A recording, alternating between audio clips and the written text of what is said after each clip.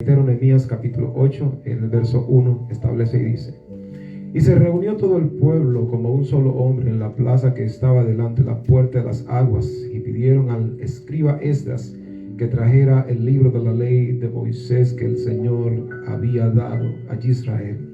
Entonces el sacerdote Esdras trajo la ley delante de la asamblea de hombres, mujeres, y todos los que podían entenderlo oían. Era el primer día del mes séptimo, y leyó el libro enfrente a la plaza que estaba delante de la puerta de las aguas, desde el amanecer hasta el mediodía, en presencia de hombres y mujeres, y todos los que podían entender, y oídos de todo el pueblo estaban atentos al libro de la ley. El escriba Esdras estaba en un púlpito de madera que había hecho para esta ocasión. Junto a él, a su derecha, estaban Matatías, Sema, Anías, Urías, Hilcías, Maasías, y a su izquierda Pedaías, Misael, Malquías, Hasún, Zacarías, Mesulán. Abrió Esdras el libro a la vista de todo el pueblo, pues él estaba más alto que todo el pueblo, y cuando lo abrió, todo el pueblo se puso de pie. Entonces Esdras bendijo al Señor, el gran Dios, y todo el pueblo respondió: Amén, amén. Y mientras alzaban las manos, después se postraron y adoraron al Señor rostro en tierra. También Jesúa, Bani, Serebías, Jazmín, Acub, Sebatai, Jodai, Masías, Kelita, Azarías, Josabed, Hanán, Pelaías y los levitas explicaban la ley al pueblo mientras el pueblo permanecía en su lugar, y leyeron el libro de la ley de Dios, traduciéndolo y dándole sentido para que entendieran la lectura. Amén. Usted se puede sentar. Gloria al Todopoderoso Rey y Señor. La semana pasada comenzamos pues esta serie hablando sobre un gran avivamiento, cuál es el tema general de lo que estamos compartiendo. Y hablamos de esos 7 pasos para poder lograr el avivamiento, y señalamos y apuntamos y precisamos algunos de esos detalles vitales. Dentro de lo que primero pusimos es esa sensibilidad a la palabra de Dios, como Esdras pues había dispuesto su corazón a inquirirla, o sea, estudiarla, a enseñarla, pero también decía a aplicarla, porque no bastaba solo con estudiar, leer la Biblia, la ley, palabra del Señor, sino que había que primero ponerla en práctica y también hacerla que otros la entendieran por medio de las enseñanzas, y esto hizo él. Por lo que establecíamos que el primer paso para el avivamiento es la sensibilidad a la palabra de Dios. A veces decíamos que esa hostilidad o esa inflexibilidad o esa dureza que se produce a la palabra de Dios es el primer problema para generar lo que es la parte del quebrantamiento. Hablamos y apuntamos bastante de esto, podríamos señalar mucho más. Hoy, viendo esos puntos que señalábamos, uno de ellos hablaba de la integración de todo el pueblo y la unidad en el cuerpo para poder generar lo que es el gran avivamiento. Hoy nos proponemos hablar sobre un elemento vital, y esto para lograr el avivamiento, este elemento vital que se hace presente en esta lectura que tenemos. Ya le decíamos que esto cerca del año 458 promediado, cuando Esdras llega tras el decreto de Ciro de la deportación de Babilonia, luego de los 70 años de cautividad que estos experimentaron, estuvieron allí por causa del pecado que se había cometido. Recordamos que Israel pues había cometido pecado con la instalación allí de aquel hombre llamado Jeroboam, general del ejército de Salomón, y que quiso justiciar a Salomón por causa de su pecaminosidad. O sea, de tanto el celo que tenía Jeroboam por la cosa de Dios, que quiso matar a Salomón. Ojo con ello, porque Salomón se estaba descarriando, y Salomón había levantado altares a dioses paganos. Entonces esto hizo que Jeroboam tuviera que salir corriendo, se instala como rey allí, a la división del pueblo por la tosudez o terquedad, para ser específico, del hijo de Salomón, Roboam, de no escuchar el consejo de los ancianos, y hace entonces que el pueblo se divida entre Israel y Judá. Entonces Israel es llevado cautivo en el año 721-25 aproximadamente antes de Cristo. Y en el 605-586 se promedia que Judá fue llevado cautivo luego de que Ezequías, que después del Señor añadirle días, la casa de Jehová iba a ser saqueada, el pueblo iba a ser saqueado, pero ¿qué ocurriría en los hijos suyos? Del hijo suyo, Joaquín específicamente, y se llevaron cautivo al pueblo de Judá, entonces a Babilonia por 70 años de cautividad. Pues dados estos detalles, el pueblo pues está allí perdido. Cuando ya llegan tras el decreto, primero llega Nehemías, el gobernador, con aquel grupo de gente en el año 538, pues al 448, 58 promediado, llega Esdras con un grupo, pero esta lectura se está haciendo alrededor del año 444 específicamente, cuando ya estaban allí instalados, cuando se están desarrollando aquellas labores. Pues aquí vemos a Esdras que toma el libro, pero el pueblo mismo le dice que busque el libro de la ley, como leíamos en el verso 1. Hago reiteración del verso 1. Se reunió todo el pueblo como un solo hombre en la plaza que estaba delante de la puerta de las ovejas, y pidieron al escriba Esdras que trajera el libro de la ley de Moisés que el Señor le había dado a Israel. Ojo, ellos le pidieron a él que trajera la ley. Interesante, ¿no? Que el pueblo sea el que tome la decisión de que se pide traer la ley, no que de repente son los que están ajenos y en contra de todo lo demás, de lo que dice la palabra. No, estaban tan dispuestos, le dijeron que trajera el libro de la ley del Señor, y es justamente lo que se está desarrollando. Ahora, cuando yo hablo de elemento vital, primero la palabra elemento, cuando primero pensamos en los alfabetos, para el caso del griego, tenemos el alfa y la beta, que sería la A y la Z al caso, pero la palabra elemento per se, en el orden de alfabeto, en el contexto romano, la palabra alfabeto comenzaba con la LMN, era esa las siglas para hablar de alfabeta, que en el contexto del latín así mismo suena, elemento. Entonces elementus o alfabetus para el caso del latín es donde se está enmarcando este principio. Ahora, cuando hablamos de elemento, son cada uno de los componentes de un ser. Ojo, cada uno de los componentes de un ser, significando entonces que nosotros tenemos en nuestro cuerpo elementos no físicos, elementos netamente biológicos. Pensamos en el caso de los equipos, que son elementos de amplificación o instrumentos de amplificación, pero pudiéramos señalar más, cada una la parte invisible que componen un todo. Ojo con ello, elementos. Nuestros cuerpos se dividen en tres partes: cabeza, tronco y extremidades, ¿cierto? Y así mismo lo inmaterial tenemos lo que es lo interno, lo externo y lo eterno.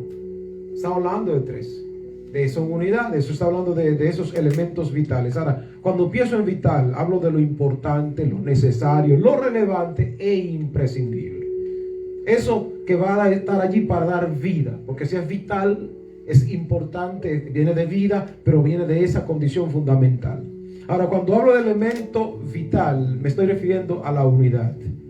La unidad, que como dice el diccionario español, no es más que la condición de los cuerpos, en virtud de lo cual, si se trata de separar, se puede, o dividir, se rompe, se destruye y o hace que se pierda su naturaleza. Por consecuencia, absolutamente se daña.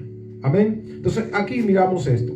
Hay un hecho, y esto resulta ser un tanto lastimero, lo suscitado, y vemos Génesis capítulo 11, donde se dan allí algunos detalles de unidad, pero una unidad que de repente contraviene el dicho divino, y establece así: toda la tierra hablaba una misma lengua y las mismas palabras.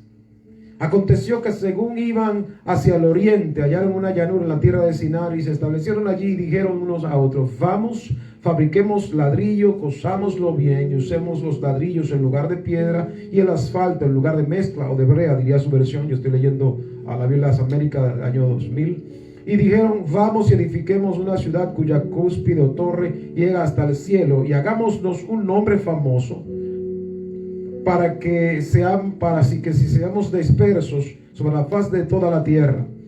Y el Señor descendió para ver la ciudad y la torre que estaban edificando los hijos de los hombres. Y dijo el Señor: he aquí, son un solo pueblo, y todos tienen una misma lengua. Y esto es lo que han comenzado a hacer, y nada los hará que pospongan de hacer, y les será imposible. Pues nada le va a hacer posponer. Ellos estaban tan determinados a hacer algo. Recordamos que la sentencia, luego del capítulo 10 del diluvio, después de los 6 meses que duró en la familia de Noé en el arca, dio palabras a Noé.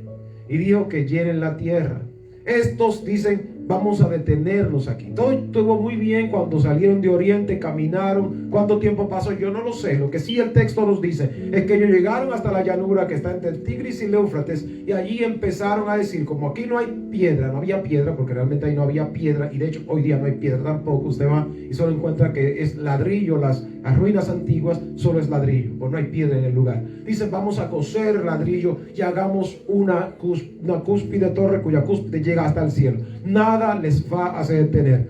Pero yo quiero que observen los elementos que se establecen acá. Toda la tierra habla una misma lengua y la usan las mismas palabras. Todos tenían esta gran motivación de hacer algo. Se propusieron hacer algo, y dice, el mismo Dios dice, nada les va a disuadir, nada les va a convencer, nada les va a hacer detener la obra que ellos han empezado a hacer. Entonces, consideremos cuatro elementos vitales que hay allí, que debemos aprender de lo que sucedió en este capítulo 11 de Génesis. Dice, número 1, tienen una identidad. Ellos tenían una sola identidad, una identidad en común tenían estos. Unas mismas lenguas, hablaban unas mismas palabras, o sea, las mismas palabras, el mismo lenguaje tenían ellos. Ciertamente esto habla de una condición fundamental, pues está hablando de que tenían los mismos valores, tenían la misma motivación, tenían la misma intención, tenían el mismo principio, tenían, y como dije aquí, la misma identidad. Quiero hablar de ello, no profundizar absolutamente en esto. Quiero hablar así ¿cómo llama? Superficialmente esta parte. Los psicólogos establecen que la identidad empieza a formarse a partir de la 5ª semana de gestación. Cuando una mujer se embaraza, la 5ª semana, cuando ya está el sistema nervioso central completo, comienza el muchacho a adquirir identidad.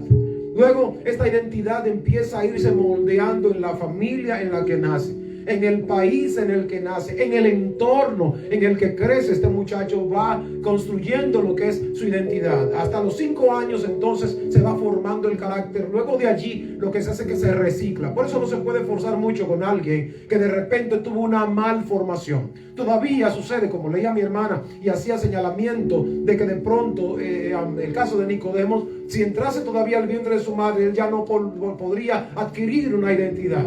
Por eso es importante que nosotros entendamos y descubramos, poder descubrir y tener y atraer la identidad de Cristo. Pero para que esto sea posible tenemos que suprimirlo a nuestra. ¿Me escuchó? Lo repito al paso.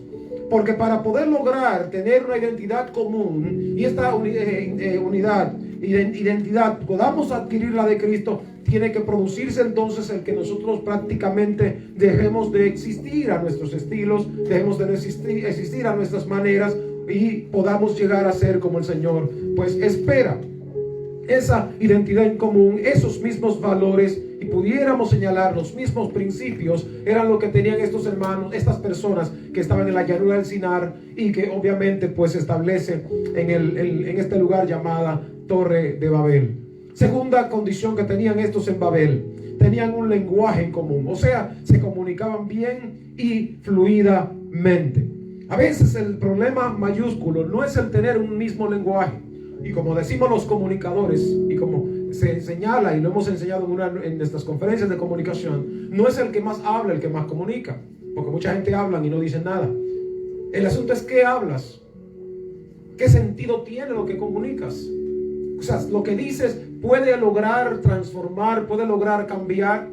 Porque solo entonces, como dice el conectivo lógico matemático, solo si entonces lo que nosotros podemos comunicar se puede entender. Si lo que nosotros podemos comunicar puede llegar y calar al corazón de la gente. Si lo que nosotros podemos hablar es congruente con nuestras acciones, pues entonces estamos bien. Pero solo hablar por la verdad no tiene mucho sentido. Entonces es importante que manejemos y validemos este lenguaje en común.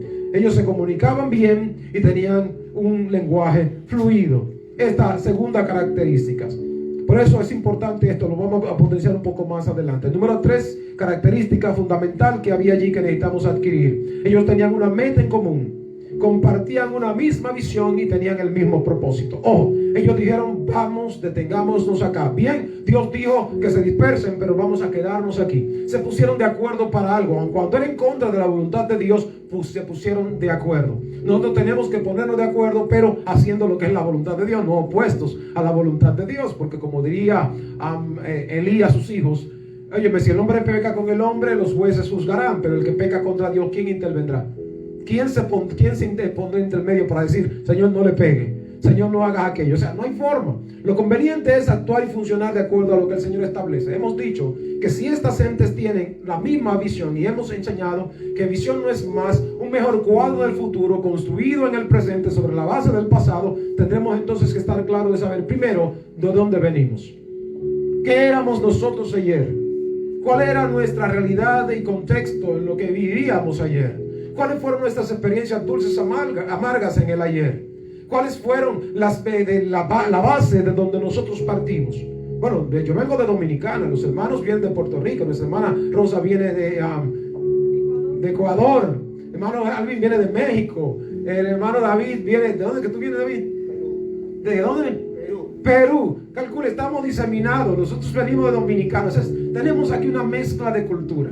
Pero interesantemente, para nosotros los dominicanos, arroz, habichuela, carne. Para los boricuas de pronto tenemos, ¿verdad?, el arroz con gandules, como le llaman ellos.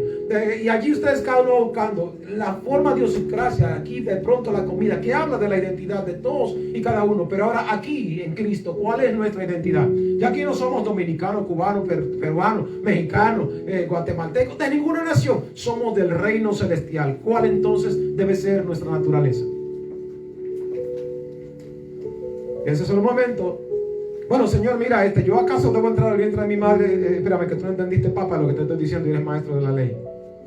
La verdad es que lo que está apuntando el Señor, y quiere que nosotros entendamos, que esta visión que Él espera que nosotros compartamos, se establezca sobre la base de dónde vinimos y dónde estamos ahora. De dónde salimos ayer. Dónde estuvimos el año pasado, antes pasado, años atrás. ¿Dónde estábamos? Y ahora, de dónde estamos, hacia dónde nos estamos proyectando. ¿Cuál es la idea? ¿Cuál es la meta a lograr? Por ello es fundamental el que nosotros comprendamos esto. Hablamos del propósito del Ministerio Remanente Fiel y la visión. Hablamos, sé que usted la tiene por allí, porque la pusimos ahí en la página de WhatsApp, para que la puedan entender claramente. Y la visión y propósito, misión, ¿cuál es y hasta dónde nos conducimos? Bueno, yo sé que ya lo entendieron, y si no lo entienden, pregunte, por favor. Número 4, tenían una determinación, y el Señor dijo, nada les hará desistir. Óigame, eso es fundamental. ¿Cuál es nuestra determinación? Este año apenas acaba de iniciar. ¿En qué estamos determinados? Pues si tenemos una visión, la visión tiene que ser proyectada en 3 niveles: corto, mediano y largo plazo. Tiene que ser básicamente proyectado. ¿Qué es lo que queremos lograr en lo inmediato? En los primeros 3 meses, ¿qué es lo que primero queremos lograr? Los 4 meses para ponerlo a corto plazo. ¿Qué queremos lograr? A mediano plazo, a los 8 meses por allá, ¿qué queremos haber logrado? Pero al culmino de larga meta, ¿verdad? A largo plazo, el año, el 31 de diciembre, como diríamos en contabilidad, cuando vayamos a cerrar operaciones, ¿qué habremos logrado? ¿Qué queremos lograr? Estas entes dijeron, nuestra meta es que la cúspide de nuestra torre llegue hasta el cielo. Había una unidad en ello. Estos 4 elementos, una identidad en común, un solo lenguaje, una sola meta en común, tenían una determinación. Esto exactamente es lo que el Señor espera que haya en nosotros. Note, esto era negativo porque iba proporcionalmente opuesto al dicho de Dios, pero el Señor espera que nosotros lo tengamos, pero en el contexto positivo de aquello que le dé gloria y honra a su nombre. En el Ministerio Remanente Fiel tenemos, usted nota nuestro escudo, cuando miramos allí en uno de los extremos, está 1 Corintios capítulo 1 verso 10. Les ruego, hermanos, por el nombre de nuestro Señor Jesucristo, que todos se pongan de acuerdo, dice esta versión, que no haya entre ustedes divisiones, sino que estén enteramente unidos en un mismo sentir, en una misma mente, en un mismo padecer. Dice la versión Valera, que hablen todos una misma cosa, que tengan una misma mente y un mismo parecer. Entonces, en la medida que nosotros podemos considerar este hecho, Pablo está dando esta nota, y a nosotros particular, cuando se funda el Ministerio Remanente Fiel, la idea vital para nosotros era justamente el trabajar la unidad en esta visión de poder servir a la comunidad, pero siendo nosotros eficientemente preparados en el liderazgo. Es la meta del Ministerio Remanente Fiel. Preparado, enteramente preparado, como dijo Pablo a Timoteo. Entonces, en función de lo que tiene que ver con este detalle, muchas veces nos vemos nosotros en el gran desafío de actuar a veces en independencia. La hermana Rosa dijo en su lectura en Juan capítulo 15, me encanta que el maestro dice, yo soy la vid verdadera, ustedes las ramas o los pámpanos, que es lo mismo. Entonces note, debe haber una unidad de las ramas a la vid, al tronco que es Cristo. Porque de la otra manera no habría la posibilidad de traer los frutos. ¿Dónde vendría la savia de alguien que se separa del cuerpo? En días pasados colgaba en nuestras reflexiones matutinas un caso que vivimos en Remanente República Dominicana. El hermano Coronado, César Coronado, uno de los hermanos que estuvo con nosotros desde la fundación del ministerio. En la casa de él nació el ministerio Remanente Fiel, un 29 de junio, en apagones, sin luz, con lámparas de velas. Allí estuvimos y se desarrolló el ministerio. Este hombre trabajaba para la compañía de Estado que tiene que ver con hacer los drenajes en la calle, el pluvio, tiene que ver con esto. Y una de esas máquinas perforadoras le cortó un dedo. Corren con él hasta el traumatológico, y cuando lo llevan los especialistas, allí los facultativos, dicen, ¿dónde está el dedo para reinsertarlo? No lo encontramos. Oye, parece más bien que por el susto, los compañeros lo tomaron y salieron con él, pero no buscaron, no checaron a ver si encontraban el dedo. Al día siguiente los compañeros llaman y dicen, mira, encontramos el dedo, pero ya no se podía hacer nada, el dedo ya estaba muerto, el dedo ya estaba ennegrecido, ¿verdad? O necrosado, que sería la palabra científica. Ya estaba necrosado, no había forma, no había vida. Quiero apuntarles esto, porque a veces cuando nosotros interpretamos el orden de la unidad a la que el Señor espera que nosotros aspiremos para traer el gran avivamiento, a veces hay quienes quieren separar del cuerpo. Óigame, si este dedo hubiese sido reinsertado, estaría funcionando, que tomaría un tiempo para generar lo que es la movilidad, que luego de ser suturado o cosido, para que lo entiendan mejor, habría que tomarse un tiempo para luego darle en el ejercicio fisiátrico algunos ejercicios o terapias al dedo para que lo entiendan también. Por eso siempre uso, perdónenme que uso a veces el término relativo, a veces mi lenguaje no es lo que yo quisiera decir, es que mi cerebro lo genera así. Porque perdónenme, uno ha leído un poquito y se le quedan las palabras allí, puede buscar un término relativo para decir, quiero decir esto, entiendo, o sea, mejor esto. Perdonen eso porque no es un asunto calculado, esto es espontáneo. Entonces, en virtud de ello, cuando nosotros empezamos a interpretar la nota, tendría que dar los ejercicios para que el dedo pueda articular o moverse como se espera. En el cuerpo de Cristo a veces hay mutilaciones, pero son mutilaciones a voluntad. Gentes que deciden separarse del cuerpo. Él dijo, mire que el texto él dice, fuera de mí nada se puede hacer. Todo pámpano que en mí no lleva fruto, ¿qué va a hacer? Porque en mí no lleva. Si no lleva fruto en mí, será cortado. Pero el pámpano que da fruto, pues se va a limpiar para que dé más frutos. Ojo con el texto. O sea, la palabra del Señor está señalando este gran principio, la gran motivación de interpretar la necesidad de estar fusionados en una misma mente, en un mismo parecer, en un mismo propósito. El elemento vital debe ser entonces la unidad para nosotros. Recordamos, en el infierno hay unidad de propósito. Satanás tiene unidad. Los demonios no violentan el orden. Los demonios siguen líneas y directrices porque entienden autoridad. Dentro de ellos existen niveles de autoridad y ellos la respetan también. Entonces, figure usted, a veces nosotros como creyentes pudiéramos interpretar que nosotros, como dije ahorita, la semana pasada, nosotros no somos la iglesia. Perdón, una persona no es la iglesia. El cuerpo de todos es la iglesia. ¿Me entendí? Lo repito al paso. Un policía no es el cuerpo policial. Un policía es un agente independiente de. Ahora, cuando todos están en cuerpo, en la unidad, usted ve que de repente pueden ellos, como tienen sus códigos, manejar. Miren, tenemos una persecución en progreso en la dirección tal norte, que yo cuando que por acá un auto con tal condición. ¿Qué hacen los demás miembros del cuerpo? Corren a asistir a aquel que está llamando el auxilio. ¿Usted me está entendiendo? Cuando estamos en el cuerpo de Cristo, y pensémoslo en el cuerpo nuestro también. Cuando un virus entra por la vía respiratoria, lo normal que hace el cuerpo, porque funciona y articula de manera natural, es que reacciona el cuerpo para tratar de expulsar, y por eso viene lo que es un estornudo. 200 kilómetros por segundo sale un estornudo diciendo, aquí hay algo que no pertenece al cuerpo. ¿Alguien me va siguiendo?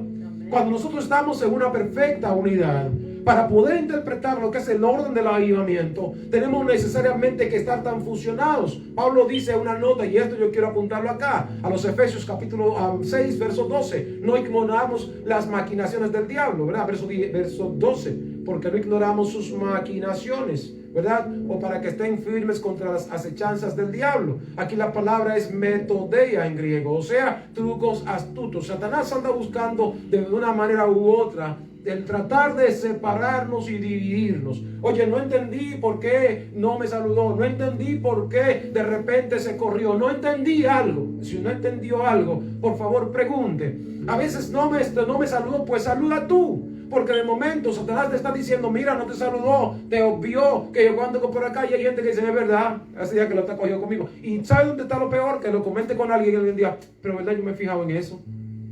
Es un hijo del diablo como el otro.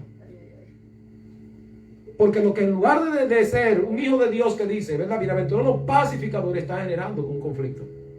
Mateo capítulo 5. Entonces, lo que debe hacer más bien es decir, no hermano, no, eso no es así.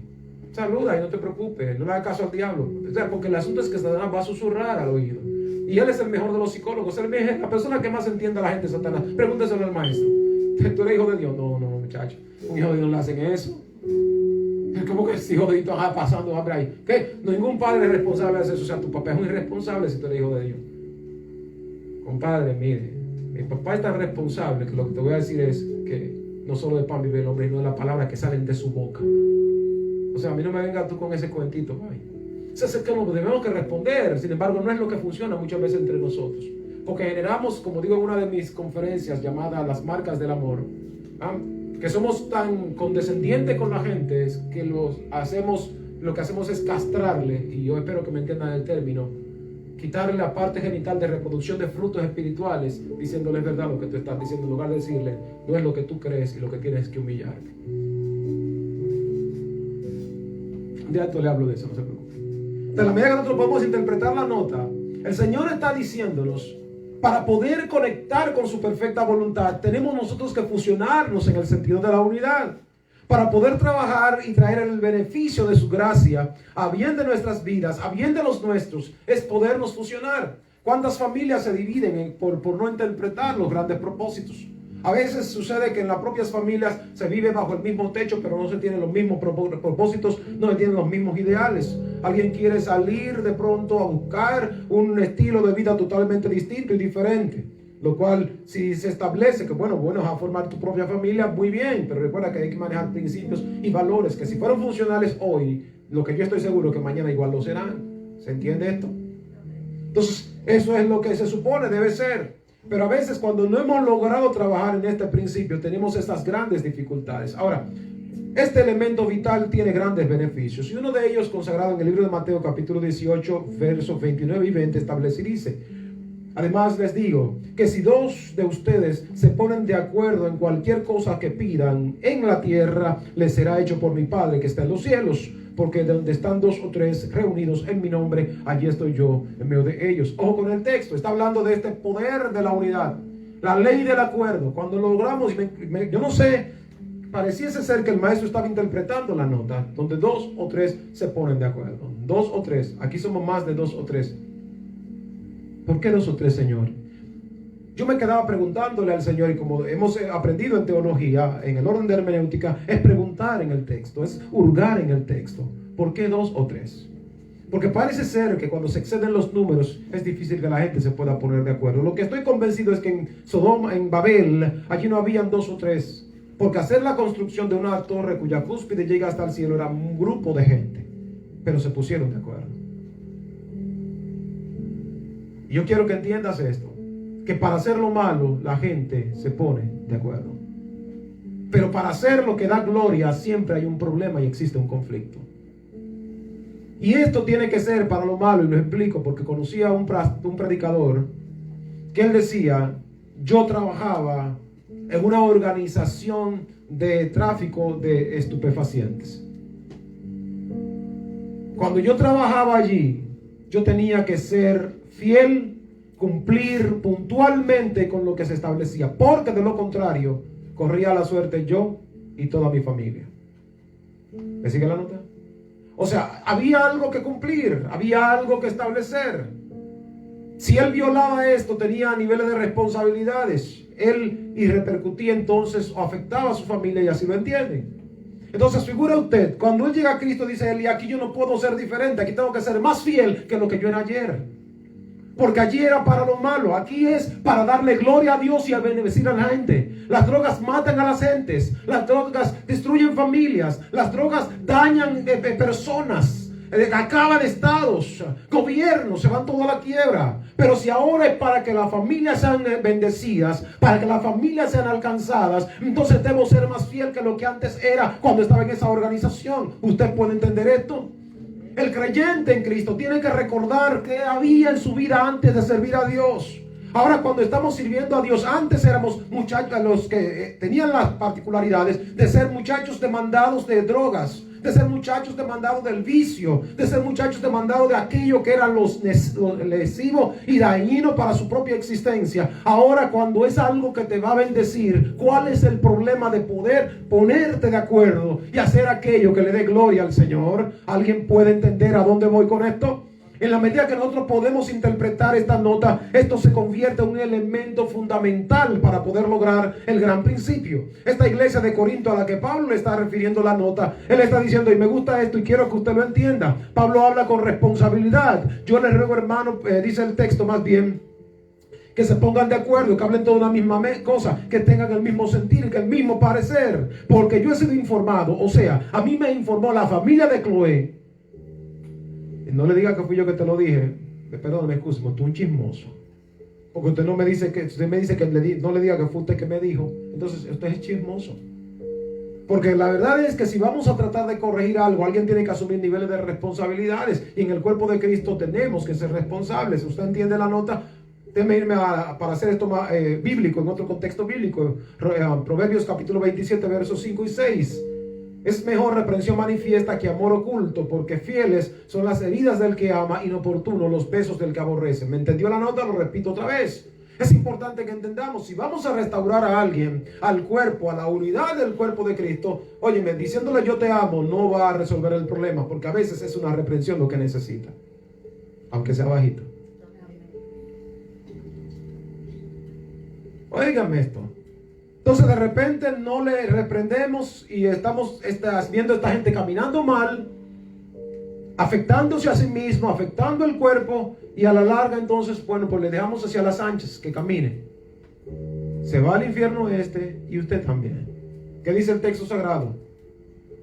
Si el vigía ve venir el mal y no lo anuncia, dice el Señor, la sangre del pueblo se la voy a demandar de la mano de la cabeza del vigía. Pero si el vigía ve venir el mal y lo anuncia, y el mal alcanza al pueblo, la sangre estará sobre su propia cabeza. Usted está siguiendo la nota. O sea, ya sabemos por la Biblia que hay algo que puede venir y afectar, y alguien tiene que dar la palabra de anuncio para que de repente haya el apercibido, que alguien se ponga, verdad, al salvo y no le alcance este mal. Porque es fundamental esto. Yo me detenía solo un momento investigando y analizando lo que Pablo apunta cuando habla a Efesios capítulo 6. Él está diciendo allí, me encanta que él está estableciendo, verso 17, capítulo 6 del libro de Efesios, dice, y sobre todo tomen el escudo de la fe. Sobre todo tomen el escudo de la fe para que puedan apagar los dardos de fuego del maligno. Ojo con el texto. La palabra allí que él usa escudo, no está hablando del esqueleto, como se llama, esqueleto, que es un escudo redondo, donde es la palabra chele, que manejamos bien en dominicana, sino que está hablando de esqueleto, que era un escudo redondito, pequeño de exhibición que usaban los soldados en la calle. Pero cuando iban a la guerra usaban uno llamado magen.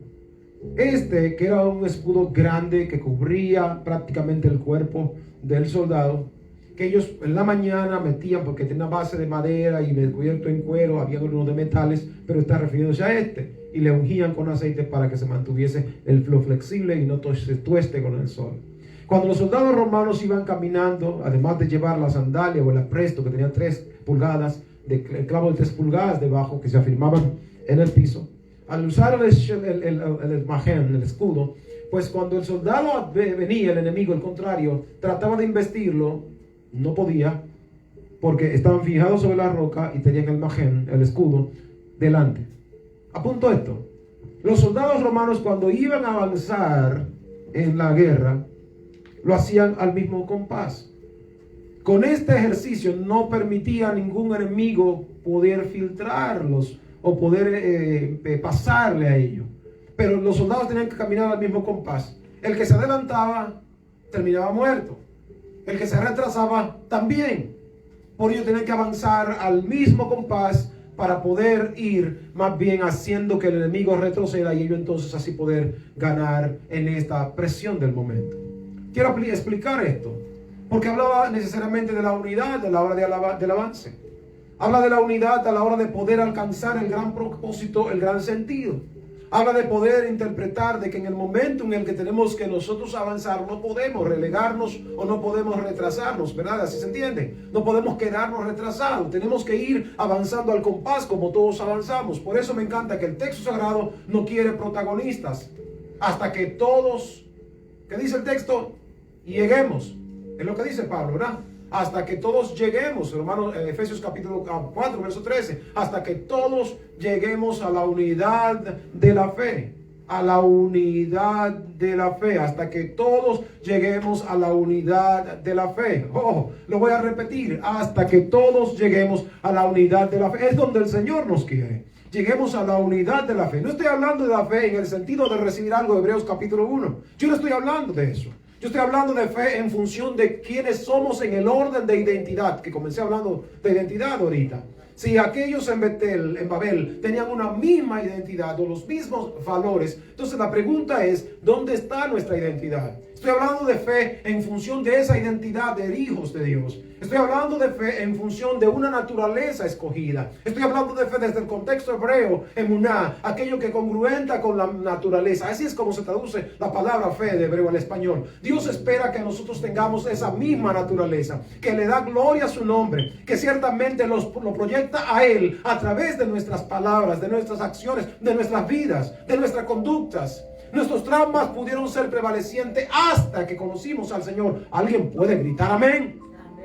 Oye, no pudimos haber tenido traumas. Tuvimos dificultades antes de llegar a Cristo. Hemos dicho, lo sabemos porque lo hemos intelectualizado. 2 de Corintios 5, 17. De modo que si alguno está en Cristo, me gusta, una nueva creación es. Las cosas viejas pasaron. Perdóneme un momento. Analicemos el texto y preguntémonos de manera intrinsecada, ¿no? Miremos a nuestro interior. Digámonos, ¿realmente pasaron las cosas viejas o prevalecen en mi vida? ¿Pasaron las cosas viejas o yo sigo arrastrando el trauma de ayer? ¿Pasaron esas cosas viejas en mi vida o yo sigo con los mismos vicios, los mismos arrebatos, la misma ira, el mismo de repente que yo quiero tomar acciones violentas? ¿Cómo es que estoy funcionando? Porque tenemos que preguntarnos cuál es nuestra naturaleza. O estoy tan segregado, o tan ensimismado, o tan introvertido para luego entonces justificar un principio o que pase en el orden humano, el yo soy así. ¿Saben que la respuesta inmediata al que dice yo soy así es que se muera? Es mejor muerto. Porque Dios no trabaja con gente viva, Dios trabaja con gente que ha muerto a sus pecados, a sus delitos y todo, como dice Romanos 6, está hablando allí en el verso 13, está diciendo, porque el que ha muerto, ya el pecado no se enseñorea más de él. Aleluya, dígate amén. Entonces, de modo si alguno está en Cristo, es una nueva creación. Las cosas viejas pasaron, aquí todas son hechas nuevas, todas, no algunas. Tu carácter es nuevo, tus palabras deben por consecuencia ser nuevo. Tus actitudes deben ser nuevas. Nuestras acciones tienen que ser tan nuevas que cuando la gente nos vea actuar, como decía Michael ayer en el consejo, no tengan que preguntarnos si somos cristianos. Dime para confirmar si lo eres o no lo eres. En mi trabajo yo no le he dicho a nadie que soy pastor. No le he dicho a nadie. Sin embargo, había uno que estaba como aquello, Juan capítulo 9. Ve acá. Tú eres pastor, eres locutor, ¿qué es lo que tú eres? O sea, como que estaba tan inquieto. Me dijo, las dos cosas. Soy pastor y soy comunicador. Terminó el problema. O sea, él decía, porque es que tú no actúas igual. Es que a veces hablamos más de Cristo, pero no vivimos como Cristo. Es mejor a veces callarnos un poquito para empezar a vivir como Cristo. Porque a veces nosotros presentamos muchas veces a Cristo en el trabajo, lo presentamos en la escuela, lo presentamos en la calle, lo presentamos en sitio, pero entre nosotros, ¿cómo lo presentamos? Somos más cristianos a veces en algún otro lugar que donde la gente que nos conoce.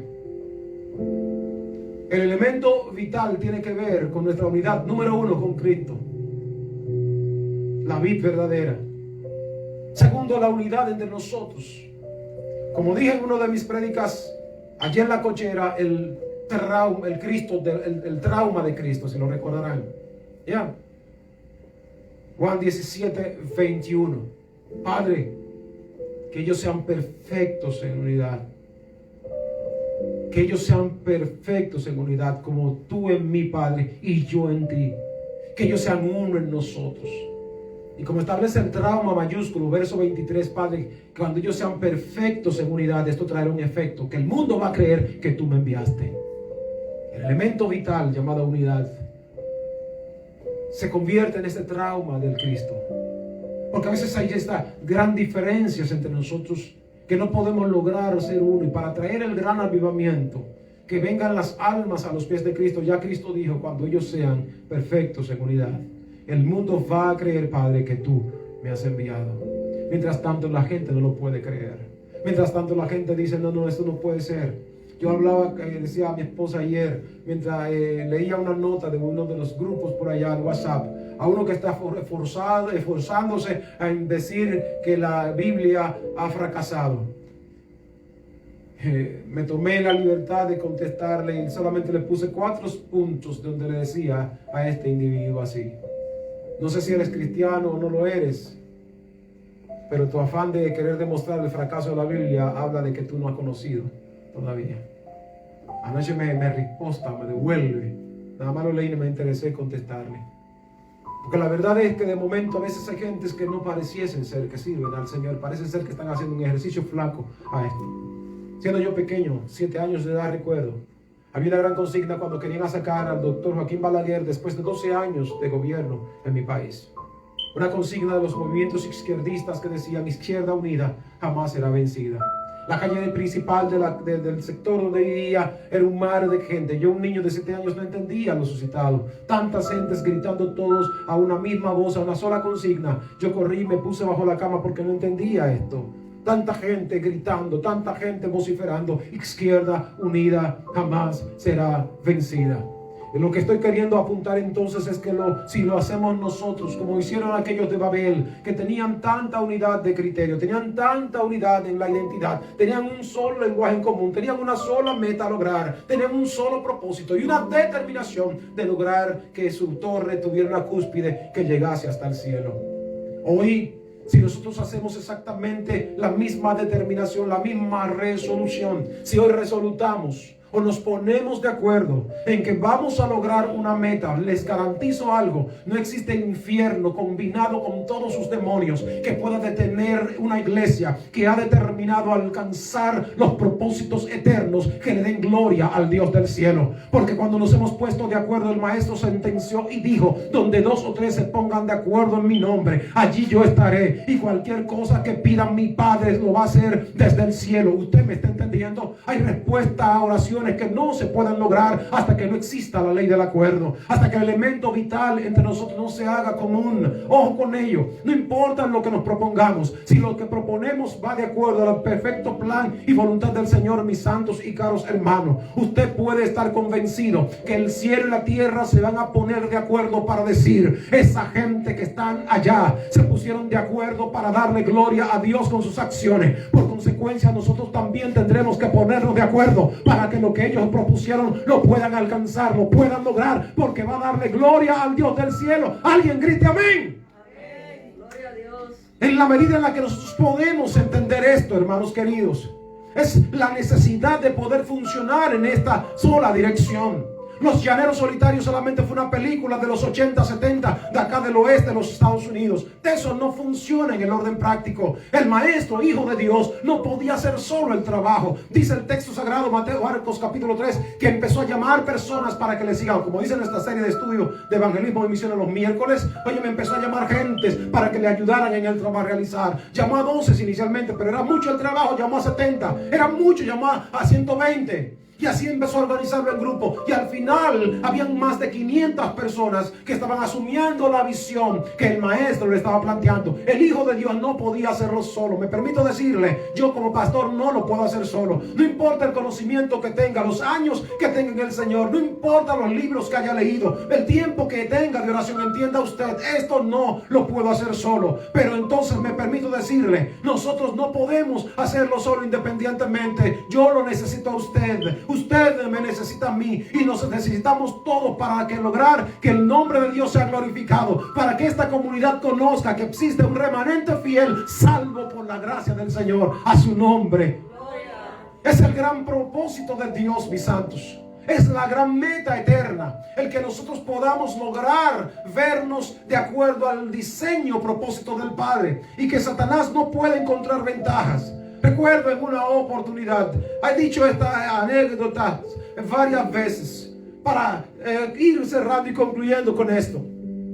Recuerdo que en una oportunidad había un hato de vacas, muchas vacas juntas. Había un lobo que estaba queriendo devorar las vacas. Como las vacas estaban juntas, no podía atacarlas, pero aprovechaba oportunidades y se acercaba a una de las vacas y le decía: ¿sabes? Aquí ya dijo que tú tienes unas manchas raras. ¿Así? Pues si ella cree que ellas son más bonitas, que se quede ella. Y se fue la vaquita sola al chisme del lobito. ¿Y qué hizo el lobo? Se la comió. Estaba solita, no había quien la defendiese. Así fue con otro y le dicen: mira que ya dices que tiene los cuernos muy pequeños, que los cuernos de las vacas tienen que ser un poco más grandes y que te ves rara por eso. Así fue segregando, separando, se entiende, a cada una y se las fue comiendo. El diablo, Satanás, que es el acusador o el tentador, él está diciendo permanentemente cosas a tu oído para tratar de ir separando el propósito de Dios en ti. Y cuando logra separar o segregarte, separarte del cuerpo, entonces dice y te entretiene. He dicho esto, cerca de 20 años he dicho esto. Satanás ha cambiado la estrategia. Para los 80s, cuando yo recibí al Señor, era muy normal ver que personas caían endemoniadas al piso, haciendo, ¿usted sabe? Gritando, alarido, sella, y el diablo haciendo cositas, parecía un ungido y reprendía, se fue el diablo. Hoy día el diablo no hace eso porque sabe que pierde crédito. Ahora él dice: tú estás bien así, tú estás bien así, que te busquen a ti, que ellos son los que tienen que perdonarte a ti, pero tú estás bien, o tú no tienes que hacer nada, que lo hagan ellos. Entonces nos va poniendo el Valium, ¿verdad? Que es un medicamento fuerte, un calmante fuerte, y ese Valium prácticamente te adormece. El que entiende, ¿verdad?, que tiene problemas neurológicos, le dan los Valiums, que es una droga muy fuerte, y lo pone a dormir. Satanás hace exactamente esto con la gente. Y le está diciendo esto para tratar de ponerlo en un punto vulnerable, porque él sabe que cuando esté en la unidad del cuerpo de Cristo es imposible que él pueda penetrar. ¿Entiende, nota? Una vez había una asamblea en un cuarto de herramientas, donde la asamblea se levanta, el martillo y dice: yo voy a presidir esta asamblea. Y le dice la sierra: papá, tú no puedes presidir esta asamblea, porque tú golpeas demasiado, tú no sirves para dirigir esta asamblea, así que para afuera, usted no puede hacer esto, la dirijo yo. Dice la lija. Dicen a la lija: usted tampoco puede. Le grita por allí el nivel: tú no puedes dirigir la asamblea, porque tú como lijas tienes mucha fricción con la gente, tú no puedes dirigir esta asamblea, así que para afuera. Dice el nivel: me toca a mí dirigir esta asamblea. Pero le grita por allá el astornillador es la palabra correcta, no destornillador: tú tampoco puedes, nivel, porque tú te encargas de estar tratando de medir a la gente de acuerdo a tus medidas, como que tú eres el único perfecto. Tú no puedes dirigir esta asamblea, así que me toca a mí. Le dicen al tornillo tampoco, al astornillador: tú tampoco puedes, porque tú das muchas vueltas, contigo no se puede. Y en la discusión de todas las herramientas llegó el carpintero, se puso el delantal Empezó a utilizar el martillo porque era fuerte para dar afirmaciones a las cosas. Usó la lija porque era buena para bajar las asperezas a veces de la madera. Usó el nivel porque era muy bueno para dar medidas exactas. Usó también el astornillador porque era bueno para hacer las fijaciones correctas. ¿Se da cuenta de algo? Que cuando existe lo que es el orden de la unidad, a pesar de nuestras diferencias, el Señor la puede utilizar para hacer cosas que den honor a su nombre.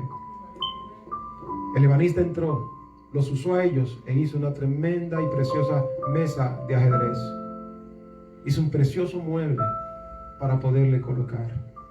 A veces nosotros estamos detenidos peleando por nuestras diferencias. El Señor está diciendo, no saben que lo que voy a usar son esas diferencias para traer honor a mi gloria. El elemento vital llamado unidad es entender que hay fortalezas a pesar de nuestras debilidades. El elemento vital llamado unidad es poderoso para hacernos a nosotros trascender. No detenernos solo a mirar las faltas, sino también a mirar las fortalezas, que son las que el Señor está permitiendo que podamos descubrir aún en medio de nuestras flaquezas y debilidades. Este elemento vital para el gran avivamiento se hace urgente de 9 a 11 que tratemos de cultivarlo, porque solo así daremos honor y gloria a su nombre. Y el texto reitera que el mundo va a creer que Cristo fue enviado. A modo de conclusión, permítanme considerar aquellos 4 puntos que había en Babel que nosotros tenemos que trabajar dentro de nosotros. Dice acá, tenían una identidad en común, o sea, los mismos valores.